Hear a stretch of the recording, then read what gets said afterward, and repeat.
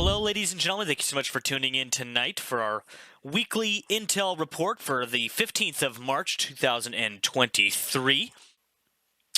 First, tonight, again, our breaking news story. On Tuesday evening, the U.S. said a Russian fighter jet collided with a U.S. Reaper drone, forcing it down into the Black Sea. The Pentagon said the Russian Su-27s had harassed the drone for at least a half hour, flying in front of it and dumping fuel on it before one of the Russian planes clipped a propeller on the drone, forcing it down.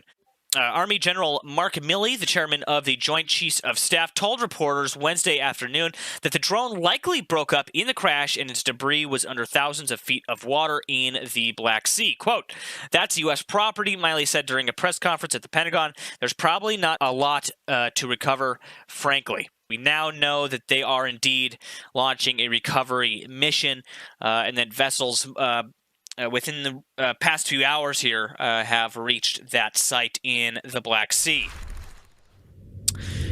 Meanwhile, UK, Germany scrambled fighter jets to block Russian jets hours after that drone crash had occurred. The Russian aircraft, a Russian Il-78 Midas refueling plane and an Antonov 148 military transport plane, approached NATO airspace without contacting Estonian authorities. The incident was the first time the UK and Germany have conducted a joint air intercept as part of the NATO treaty. Ukrainian troops on Wednesday defended positions in Bakhmut in eastern Ukraine amid a relentless push by Russian forces to capture a city that has been turned into a wasteland by 7 months of fighting. Both sides claimed successes in what has become the longest-running battle since Russia launched its full-scale invasion of Ukraine more than a year ago.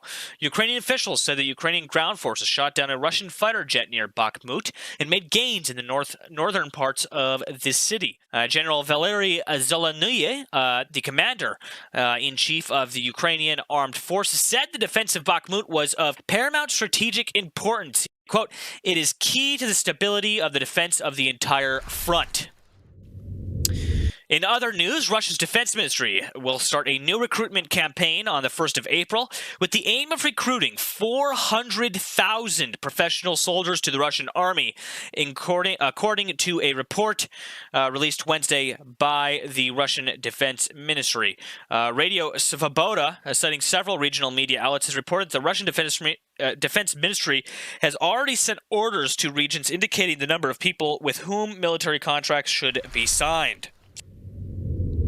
Meanwhile, some news related to China, Russia, and Iran. This is some big news here that I think has gone underreported.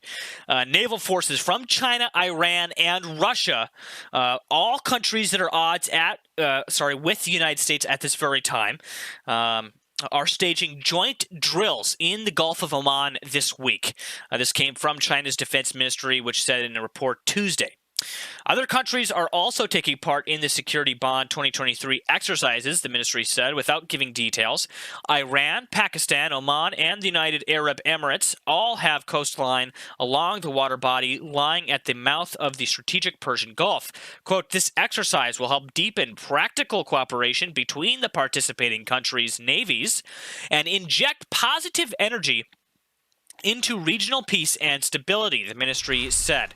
In another post here from Reuters, talks about, again, Taiwan here. It says, Taiwan sees wartime frailty in communication links with the world. In last week's report, I reported that China had reportedly cut internet cables to a few of the outlying islands, Taiwanese islands around Taiwan. This article here says Taiwan is scrambling to secure its communications with the outside world against an attack by China, but even in peacetime cannot quickly repair critical undersea internet cables and lacks suitable satellite backups, experts and officials say. Our next post here comes from NPR. Talks a little bit about the situation in China with Taiwan. Honduras. And the president there announced Tuesday that her government will seek to establish diplomatic relations with China, which would imply severing relations with Taiwan. The switch would leave Taiwan recognized by only 13 countries as China spends billions to win recognition for its one China policy. In some news about Georgia, The prime minister accused Ukraine's President Volodymyr Zelensky of meddling in his country's political situation by commenting on protests there last week, prompting an angry response from Kyiv. Zelensky thanked protesters for waving Ukrainian flags, saying it showed respect, and he wished Georgians, quote, democratic success. Police in Moldova said they foiled a plot by groups of Russian-backed actors who were trained to cause mass unrest during a Sunday protest against the country's new pro-Western government. The head of Moldova's police said in a news conference that an undercover agent had infiltrated groups of diversionists who allegedly were promised $10,000 to organize, quote, mass disorder during the protest in the capital. Meanwhile, in some kind of breaking North Korea news tonight, North Korea fires a ballistic missile ahead of Yoon's Japan trip. It says here, North Korea launched another suspected ballistic missile, Japanese officials said Thursday local time, hours before a planned summit between South Korea and Japanese leaders. It says here, the South Korean military said the missile was fired towards the East Sea. The launch came hours before South Korean President Yoon Suk Yeol and Kishida were slated to meet in Tokyo to discuss various issues. It also came amid the ongoing South Korea-U.S. Freedom Shield exercise, which the North has decried as, quote, preparations for a war of aggression against it, South Korea, Yonhap news agency had reported. I think that's about it. I think that about sums up everything for this evening. If I missed anything, guys, send me a message. You can always PM me on Discord. You can always send me an email. I love reading your guys' emails. I read every comment. I read every message that's sent my way. Sometimes I get bombarded with them, so it takes me a little bit of time to get back to people, so bear with me. But to everybody that tuned in this evening, guys, thank you so much for stopping by. Until next time, you are watching Nemico Network.